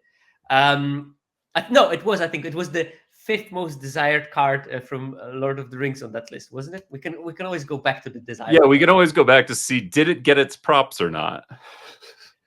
Most desired uncommon blue. Oh god, it's so good. Of course, at the end of it, it was there, but just barely in the top 10. But behind Elrond, behind Elrond and Saruman the White. That Elrond even acceptable, but Saruman the White, Jesus. And what, it wound up at 3rd? Yeah, at 55% normalized win rate, which is great. Which is A. Just like, 10% of all cards make it to this level, or maybe even fewer than that. And most of them will be rare and mythic. Anyway, best uncommon nominee in black. And we have a Deep Cavern Bat, Golem's Bite, Nazgul, and Voracious Fell Beast that Nazgul can utilize for transportation. Or just Give me to keep as a Nazgul, pet. but Or I'm to going to keep just as a say pet. Nazgul's all the way. Although Deep Cavern Bat would be my sleeper because I think black desperately needs Deep Cavern Bat in LCI.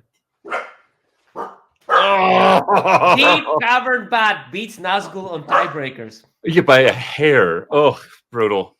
By a hair that the bat. Okay, listen, I was in in the neighborhood. I may have taken a wrong turn around the cul-de-sac, which is hard to do because it's just a circle, but I feel okay with this. I'm fine. I made both cards amazing. 55% again, both of them A minuses. And then there's a drop to 53.9, still credible with Voracious Fell Beast. Then we have a slight drop again. Golem's Bite, Chupacabra, Echo. I'm super happy that this card also made the top 5. Same. Then we have Gothmog, Drowning Iker, Golem Patient Plotter, Witch's Vanity. So we get a bit of woe here. And Bitter Downfall, closing up the top 10. But Nazgul and Deep Cavern Bat are way above everything else. And Deep Cavern Bat wins by probably fractions of a percentage point. You see all those numbers are rounded, but these go like 7 numbers deep into the past the comma. I think that there were 2 cards that were split by less than 0.001 in the list somewhere there. But these ones were not. These ones were probably by 0.3 or something. 0.03. We're just like so. I mean, our moral of this story is that you need your uncommon removal to be incredibly cheap. No, Bitter Downfall is fine. It's top 10 black black uncommon. But drown. So you've got drown, Golem's Bite, Witch's Vanity, or you need it on a body, right? Yeah, Chupacabra Echo is 4 mana, but we'll accept the 3/2. We'll accept the 3/2 that we can recur a million times. Sure. Absolutely. Okay, best signpost uncommon nominees, and we have Bladeholt War Whip. That's the 3 mana. For people that don't remember, because I'm pretty sure that there are people that don't remember in the list. It's a 3 mana for Mirrodin equipment, and it equip ability costs 1 less to activate for each other. Equip abilities you activate of other equipment costs 1 less to activate, and equipped creature has double strike and equip 5 mana. I'm so glad that you picked an easy one to read. Yeah, but this is the thing that probably people don't remember. Then we have Cinderlash Ravager, the 6 mana 5/5 that spell costs less for each permanent you control with oil counters on it, and it has vigilance, and it also pings everything for 1 for some reason that no one knows why. Okay, these ones maybe were the ones that were forgotten and never appeared before, so they were not desired; they were just good. Then we have Imodane's Recruiter. This one I don't read; everyone knows it. And Marshal of Zalfir, the Night Lord from March of the Machine. Okay, so can I take Recruiter 1, Ravager 2, War Whip 3, Marshal 4? I will tell Marshal that you value him so little. The answer is Bladehold War Whip. Number 1 signpost uncommon of the year in normalized win rate, 56.4 A-level card again. Then we have Cinder/Ravager, Imodane's Recruiter, Marshal of Zalfir, and then Invasion of Amonkhet. All of those things over 55. So all of those are A minuses. I forgot about Invasion of Amonkhet. That was enough to switch colors in Mom. Like, wait, I'm getting past invasions? I know. Oh, wow. And then we have big drop, and we have It Squint at 54. That's still B+. I mean, that's still great. And then we have Gingerbread Hunter, Captain Storm, Cosmium Raider, and then Halo Forager and Shadow Summoning. That's the Orzhov signpost from Lord of the Rings that makes 2 spirits. Wow. Okay. Yeah, you would have stumped me on that. Interesting. I guess I'm just recruiter pilled. I have too much Imperial Oath on the brain. War Whip. Was that just that if you didn't have that War Whip made your Boros deck so much better in 1 where like you needed that and you needed the blade wings, and then you were kind of cooking. Like, I mean, Oh yeah, definitely. yeah, And the fact that it made equipping those blade wings so cheap, so much cheaper. And if you had 2 blade ward whips, it just became very ridiculous very, very quickly. well, and And it's a 3 mana 2/2 double striker. I mean, how bad can that be? great point. What was the 4 Mirrodin, the red common that was That was also in top 10 commons, by the way, Yeah. and red. That was the blade something. Yeah, the blade something. Go back 10 Yeah, seconds. yeah. You'll figure it out. But yeah, it was Barbed battle fist. Barbie Battle Fist. Oh, Barbie Battle Fist. Barbed battle fist.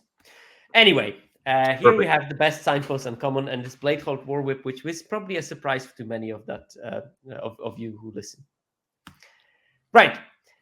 Now I have a best 1-drop category because I thought this was a year of 1-drops, and what better to reminisce of all those amazing 1-drops that we've seen across. And I only look at the commons and uncommons. I'm not going to look at rares and mythics because yeah, that's fine.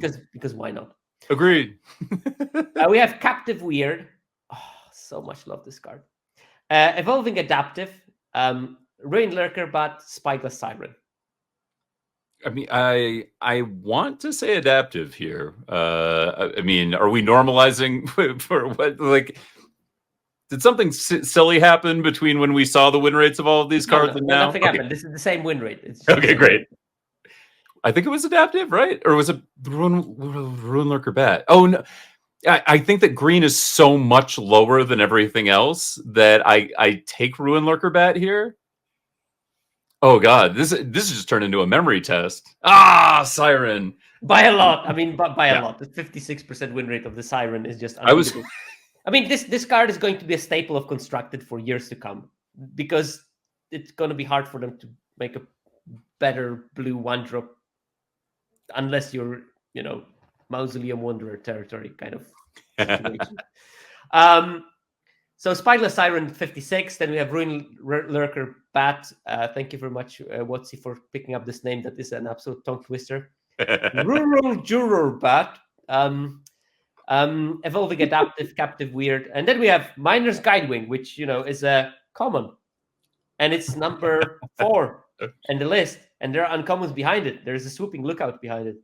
There's Crawling Chorus then. Bilious Skull Dweller, that's the 1/1 Death Toucher with Toxic. 1. Pogwork Wrestler and Senodi Scout. So we have a good mixture of commons and uncommons actually on the top 10 list of those low mana cost creatures. Yeah, it seems like the days of 1-drop flyers are back. It's true. 1, 2, 3, 4. And well represented. I mean, four flyers in top 10. 4 flyers and 4 of the top 5. That's true. I don't know if there were any that didn't make the list, but I remember Lord of the Rings coming out and me being disappointed at the overall quality of 1-drops there. I have a long Twitter thread that no one should read about it. But yeah, I was worried that we were going away from the powerful 1-drop. Last year we had Traveling Minister. We had, what was the 1/1 flyer that you could bring back in blue as a disturb? Give something. Yeah, Lantern Bearer. Lantern. That's why you're the best. I was really worried, and we see no Lord of the Rings representation on here, but LCI came back with a bang. Yeah. Well, we have 1, 2, 3, 4, 5. 5 of the LCI cards make the list, and it was truly a 1-drop format, and we can see it in this data. But now let's move to something more substantial. Ooh. 5 drops. 5 drops, and we have Cinderclash / Ravager, Eomer of the Riddermark, Gingerbread Hunter, and Voracious Fellbeast. I mean, I gotta say Eomer. I can't get it wrong twice, right? It beat out Fearfire Foes, so. Oh, Ravager, God. Cinder / Ravager, which occasionally was a 5-drop, but most of the time was a 2-drop, actually. Right. Which is part of its charm.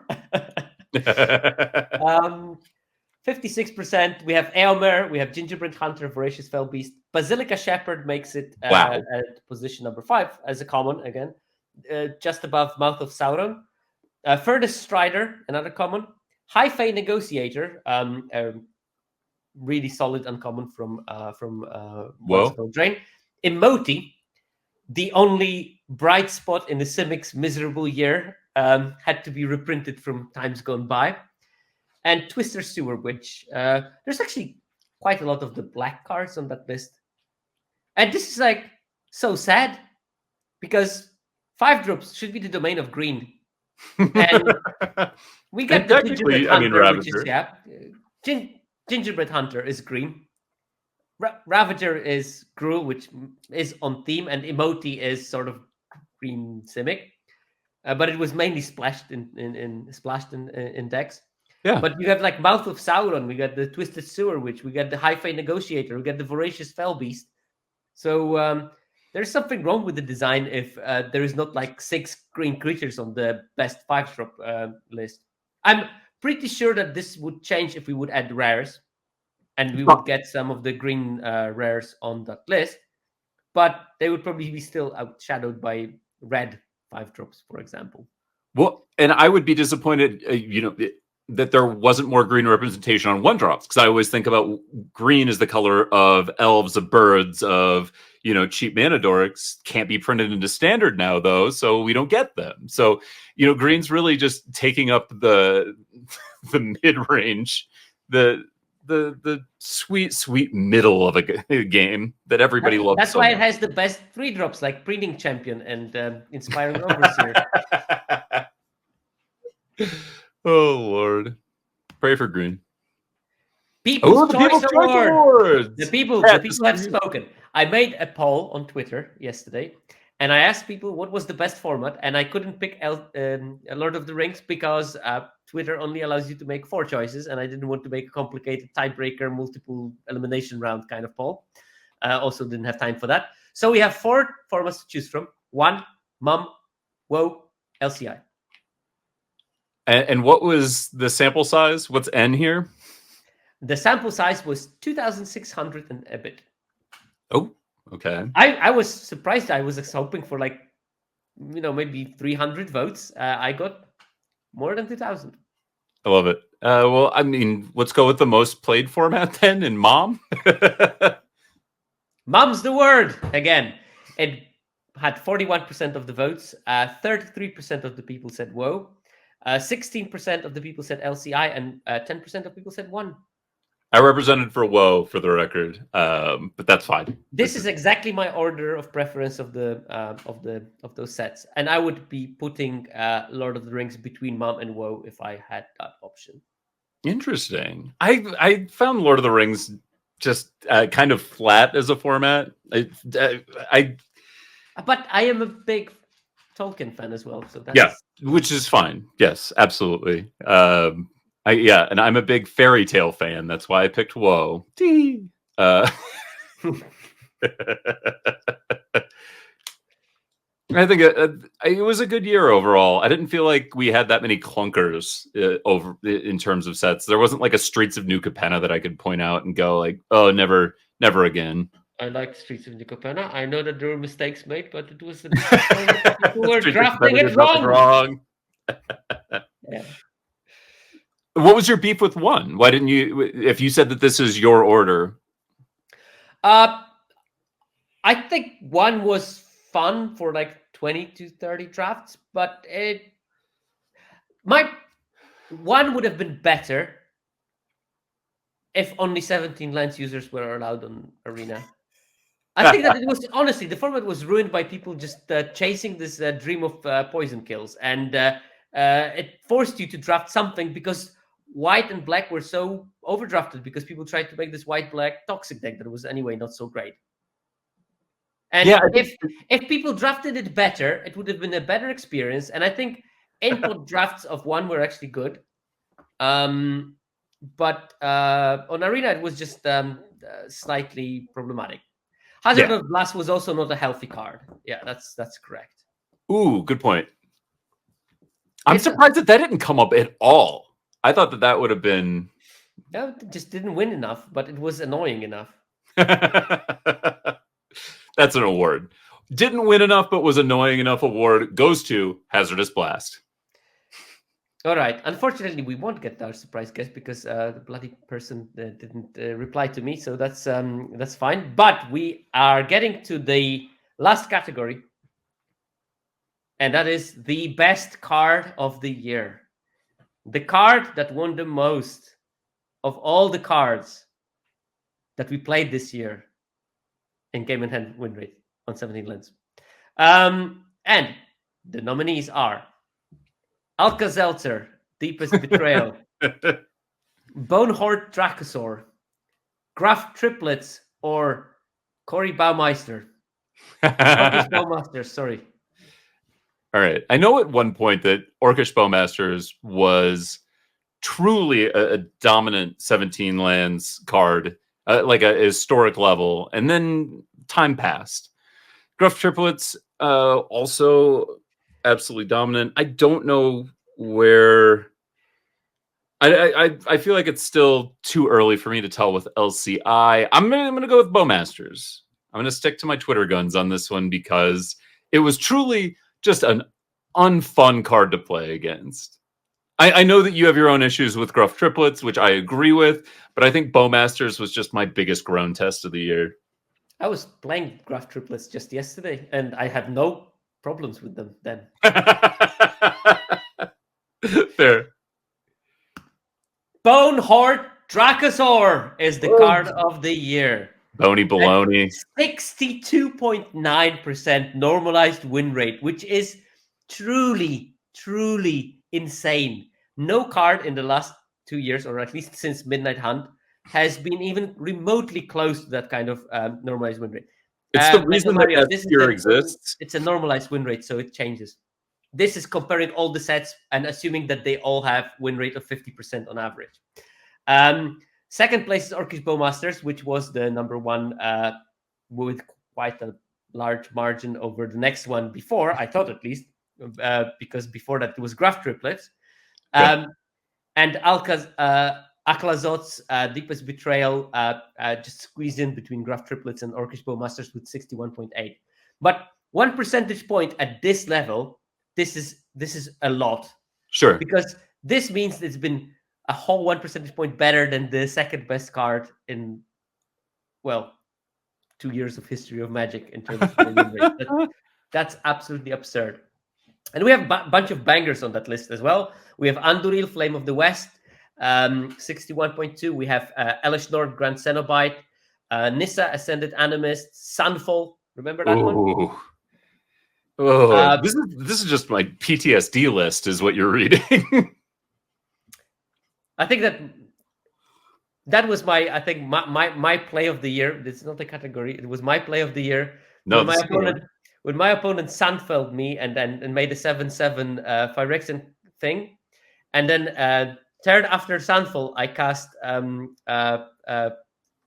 Breach into Multiverse, revealing from my side Etali, and from opponent's side Elish Norn Grand Cenobite, which triggered Etali, where I got something that destroys an artifact, so I killed the 7/7, and I got like some kind of a mediocre 2/2 flyer creature, and I said go. I said go. And then opponent told me that, look, I can't be really mad about it. I Sandfold you, and I had Elish Norn in my deck, so well played. And I was very happy about that particular turn of events. Other cards on the list: Palani's Hatcher, another amazing card, and Miglos Maze Crusher at 60.1. By the way, everything over 60% in my normalized version, that's an A+. So these are all A+. And as you can see, banger after banger. So many of those cards you probably physically have a reaction to because it awakens big traumas of your games that you were winning, and then Graf Triplets appeared on the board, and you were winning, and then Bonehort Dracosaur said hi and bye 2 turns later. Or Alka-Seltzer, this card is just so frustrating to me because there's nothing you can do about it. They always will manage to flip it back, and then you lost 2 cards because they attacked you, and they have a battle all of a sudden. What am I doing here? Actually, Miglos looks so benign in comparison, but that card was just a 3-drop, which is makes it amazing. Yeah, and you couldn't give it haste, right? I'm only seeing 1 haste card, so that's what I'm clocking. Yeah, Orcish Bowmasters, on the other hand, had flash, which is sort of like haste. Yeah, it's flash for tricky people. We don't care for it. But anyway, these were all the cards. How Wow. do you feel about this year in Magic? I mean, if Bone Horde is the best card of the year? That's wild to me. Especially seeing LCI so well represented in the top 3. I mean, it was a fine year for Magic. I mean, I have some quick awards to give out. Go on. Okay, so I want to do cutest couple. This is more like a high school superlative as opposed to an official award. But cutest couple, did you have a combo that you thought was like maybe not dominating in a game, but like, oh, look at this is like a cute little interaction between 2 cards? Okay. Did you have any? 2 cute cards interacting together with each other, and I have to come on the spot to come I up mean, with it. I went ahead and nominated. Yeah, no, Princess Takes Flight and Celebrant. That's the cutest couple. Oh, I thought you were gonna go with 3 Blind Mice and yeah. Yeah, no, that's beautiful. Wait, because you are doing it. I'm going to. Oh, I'm gonna put you, maybe even bigger. You can I do bigger? You? I can just make these. I can make smaller. You. By me. Okay, so this was 1. I don't have a ton of these, so don't worry about it. And then my cutest couple nominee was Jace and Indoctrination Intendant. So Jace on 3, tick up, untap, mill them for 15. Indoctrination Attendant, Jace back to your hand. Will always have a special place in my heart. Let's see. The card that I most wanted to make work and couldn't do is not Gruff Triplets. For sure not Gruff Triplets. Scrappy Bruiser. I thought Scrappy B might be able to get in there. You had a lot of backup. Maybe you could get a backup card back into your hand. But somehow never worked. Never did. Never came together. Anything that you kept trying that failed. And Chad, if you have any cards that you thought you overrated, let us know. Also, shout out to Sand 101 Bouncy for Hopeless Vigil and Celebrant. Very cute. Just a fair little interaction. It was great. Do you know what was the worst card of the year? Because maybe we should have actually given that particular award. What is the worst card of the year? Encroaching Mycosynth with a whooping 32% normalized win rate at a solid F. That was something that does something with artifacts, I think. It was all of your non-land permanents are also artifacts in addition to their type? Something? I feel like that's right. Close competition from Lost Isle Calling, a Scry payoff, which... How many copies of Encroaching Mycosynth were played? I feel like it's got to be in like the low hundreds. It was in 1, wasn't it? Yes, that is correct.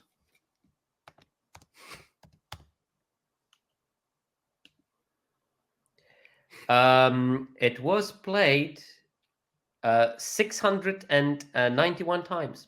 Oh no! Oh, people. Okay, I want to give you my most forgettable. Do you know what this card is? Our most forgettable card of 2023. I have it on small screen. What am I supposed to That's do? fair. It's fair. Yep. Wait, I can open Twitch. What is the card? Anyone in the chat, you can do it. It's a mirror. It's a something mirror and kin. Okay, what does it do? It finds another mirror. And what's its power toughness? It's a 3/1. That is a card, but it is not this card. This is Mirror Custodian. Shout out to Led Zeppelin for calling the "You Scry Opponent Scries." Mirror Custodian, truly the most forgettable card of the year. I think that the trick was never remembering it. Yes, exactly. Yeah, that's all. Those were all of my extra awards. Chat, do you have any kind of questions where we could look into my depth of my data and actually give answers to those questions? Do you have any burning questions about what happened in Magic in the last year that win rates can answer? Legendary card. Well, that's Alcazot's. Achlazot's. Oh, what? Oh. Achlazot's Deepest Betrayal will be the legend of the year. Legend of the year, legendary status, truly iconic. Followed by Anduril, Flame of the West, and Alice Norn, I guess, is a legend. Most winning streamer, I think we established that's Pasta Pirate, correct? Yeah, he has the most wins. Yes. Acid Junkie X, Pasta Pirate remains the most winning streamer. Planeswalker of the year? I think that has to go to Wandering Emperor or Nissa, right? Nissa. Yeah. Nissa. Can you tell if people which Nissa was cast or how much loyalty Nissa entered with? I'm guessing Nissa, if you cast it for full mana cost of 7, it comes with 7 loyalty, and then gets 2 less for each Phyrexian mana that you spend. So it is between 3 and 7. Okay, great, perfect, good to know. Yeah, that Nissa was a great planeswalker. Maybe you should play more Golgari mid-range and standard, and you would know that. Oh my god, having to play standard sounds like a nightmare. It's really good now. It's really nice. Yeah, it's fun. I just got done. Sirens, man. You have 4 of them in your deck. Hey, I like that. And is what's this guy? What's the Schooner? Is the Schooner good in that? My version played 2, I think. Okay. But I made my own homebrew and it was for an FNM, so I don't know if it's good or not. But I wanted to play Sirens and I wanted to play Schooners and I wanted to play Virtues of Loyalty, and I did it. And I love it. So yeah, there you go. What can people get you for your birthday? Themselves a membership to your Patreon? I mean, I'm not going to force anyone. I've seen there's been multiple subs during the stream, namely 0. So thanks for nothing, I guess. People can get me better understanding of data, so I don't have to re-explain things. That would be great. Okay. People can get me,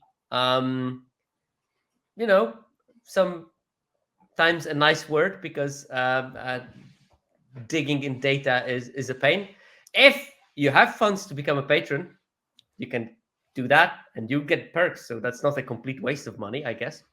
And be nice to everyone, because if everyone is nice, and I'm preaching to the choir, because people that are my followers, 99.9% of them are just nice people, so that's good. But if more people will be nice, it will be better.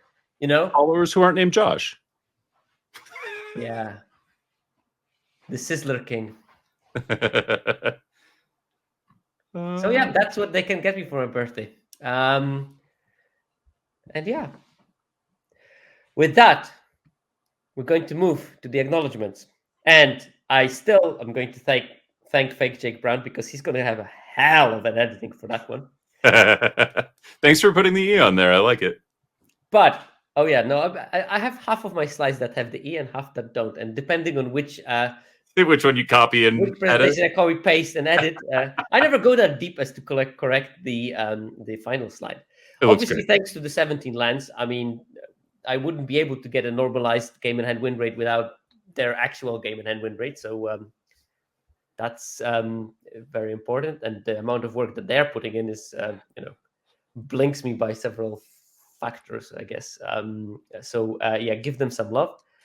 And I don't think we're going to be doing anything next week because it's going to be chill and Christmas time. I might do maybe some play streams as my entertainment while waiting for my family to come back to me, as they abandoned me for my birthday and then no one donated anything. Well, that's good. I guess that's how you live, no? See you next week.